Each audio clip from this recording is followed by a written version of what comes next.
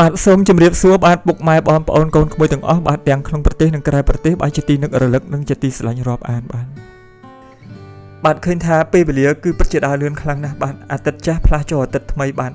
ឡូវនេះអាទិត្យថ្មីបានចូលមកដល់ថ្ងៃទី2ទៀតហើយបាទហើយនៅក្នុងថ្ងៃអង្គារនេះដែរបាទគឺជាថ្ងៃដែលរឿងម្ចាស់កៃដំបាញ់បាទត្រូវឃ្លាតពីអារម្មណ៍របស់ពុកម៉ែបងប្អូនកូនក្មួយបាទជារៀងរហូតហើយបា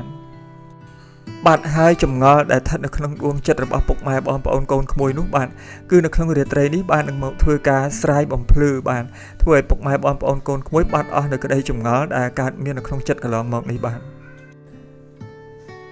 ទហើយឆ្លៀតនៅក្នុងឱកាសនេះខ្ញុំសូមធ្វើការថ្លែងអំណរគុណដល់ពុកម៉ែបងប្អូនកូនក្មួយទាំងអស់បាទដែលជាអ្នកនិយមតាមដានរឿងម្ចាស់កៃដំបាញ់តាំងពីភាគទី1រហូតមកដល់ភាគទីបញ្ចប់នេះបាទហើយក៏សូមធ្វើការអភ័យទោសបាទនៅរាល់កំហុសឆ្គងដែលកើតមានឡើងដោយអចេតនានៅក្នុងការផលិតរឿងមួយនេះបាទពីព្រោះការផលិតភាពយន្តនៅក្នុងប្រទេសរបស់យើងគឺមានធនធានកំណត់បាទគឺយើងមិនអាចយកទៅធ្វើការប្រៀបធៀបជាមួយនឹងប្រទេសផ្សេងបាននោះឡើយសូម្បីតែប្រទេសជិតខាងបាទពីព្រោះយើងឃើញថាទុននៃការផលិតរបស់ប្រទេសយើងធៀបជាមួយនឹងទុននៃការផលិតរបស់ប្រទេសគេគឺខុសគ្នា10ដង20ដងឬក៏ដល់100ដងក៏មានដែរបាទហើយរឿងម្ចាស់កៃដំបាញ់ដែលបានលេចចេញជារូបរាងហើយបានបំរើនៅចំណីអារម្មណ៍របស់ពុកម៉ែបងប្អូននេះបាទវាកើតចេញពីការខិតខំប្រឹងប្រែងរបស់ក្រុមការងារយើងគ្រប់ផ្នែកទាំងអស់បាទគឺយើងបានប្រឹងប្រែងទៅតាមតួនាទីនិងទៅតាមលទ្ធភាពសមត្ថភាពដែលយើងមានបានជាពិសេសគឺទៅតាមធនធានដែលយើងមានបានប្រសិនបើយើងមានធនធានច្រើនបាទដូចជាប្រទេសគេបាទគឺយើងអាចនឹងធ្វើបានល្អជាងនេះថែមទៀតបាទទោះបីជាយ៉ាងណាក៏ដោយបាទក៏ក្រុមការងារយើងខ្ញុំក៏មានមោទនភាពយ៉ាងខ្លាំងដែលរឿងម្ចាស់កៃដំបាញ់នេះត្រូវបានប្រជាជនខ្មែរយើងទាំងក្នុងប្រទេសនិងក្រៅប្រទេសនិយមតាមដានទស្សនាបាទតាំងពីភាគទី1រហូតដល់ភាគទីបញ្ចប់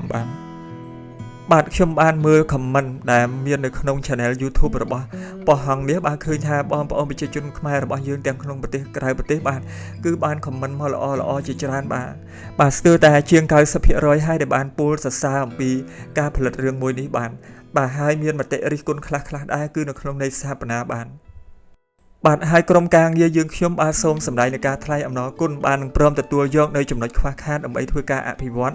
បាទឲ្យកាន់តែល្អប្រសើរឡើងថែមទៀតបាទឆ្លើយតបទៅនឹងការសរសើររបស់ពុកម៉ែបងប្អូនកូនក្មួយទាំងក្នុងប្រទេសនិងក្រៅប្រទេសបាទគឺខ្ញុំមានតែពាក្យពេចន៍ជូនពរបាទដល់ពុកម៉ែបងប្អូនកូនក្មួយទាំងអស់បាទសូមជួបប្រទះតែពុទ្ធពរទាំង4ប្រការកុំអីឃ្លៀងឃ្លាតឡើយបាទហើយក្រុមការងារយើងខ្ញុំបាននឹងខិតខំប្រឹងប្រែងផលិតភាពយន្តខ្មែរបែបបុរាណឬក៏សម័យល្អទៀតបាទដើម្បីចូលរួមចំណែកនៅក្នុងការលើកស្ទួយវិស័យសិល្បៈភាពយន្តទី7របស់យើងផងនិងក៏ដូចជាដើម្បីចូលរួមចំណែកនៅក្នុងការផ្ដល់ជូននៃការកំសាន្តសប្បាយបាទជូនទៅដល់ពុកម៉ែបងប្អូនទាំងក្នុងនិងក្រៅប្រទេសផងដែរបាទហើយក្រុមការងារយើងខ្ញុំសង្ឃឹមនឹងជឿជាក់ថាពុកម៉ែបងប្អូនកូនក្មួយទាំងអស់បាទទាំងក្នុងប្រទេសនិងក្រៅប្រទេសនៅតែបន្តការគាំទ្រនៅភាពយន្តខ្មែររបស់យើងជាបន្តទៅទៀតបាទហើយខ្ញុំក៏សូមថ្លែងអំណរគុណដល់ពុកម៉ែបងប្អូនកូនក្មួយទាំងអស់បាទដែលបានជឿនៅ channel របស់ខ្ញុំបាទហើយខ្ញុំនឹងព្យាយាមផលិតនៅវីដេអូផ្សេងជាច្រើនទៀតបាទទុកចែកជូនដល់ពុកម៉ែបងប្អូនស្ដាប់ការកំសាន្តបាទសម្រាប់ពេលនេះបាទខ្ញុំសូមអរគុណនិងសូមជម្រាបលាបាទហើយកុំភ្លេចបាទសូមរងចាំតាមដានទស្សនារឿងម្ចាស់កៃដំបាញ់ភាគបញ្ចប់បាទតាមរយៈកញ្ចក់ទូរទស្សន៍ប៉ុស្តិ៍ហងមាសបាទក៏ដូចជាតាមរយៈ channel របស់ហងមាសយើងផងដែរបាទ